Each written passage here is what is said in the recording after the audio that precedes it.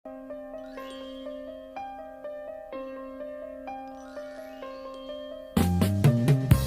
ka man lang nag-isip, di ka man lang nagsikap, pinabayaan mo ang iyong kinabukasan.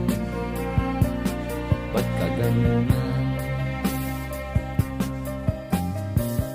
Di naman sila nagkulang, ibinigay ang iyong kailangan.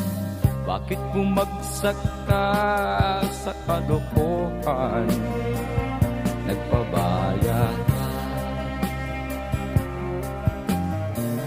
lagi kang naglalasing, magulang mo'y di pinapansin. Nais lang naman nila'y sa iyong kabutihan. Magbago ka,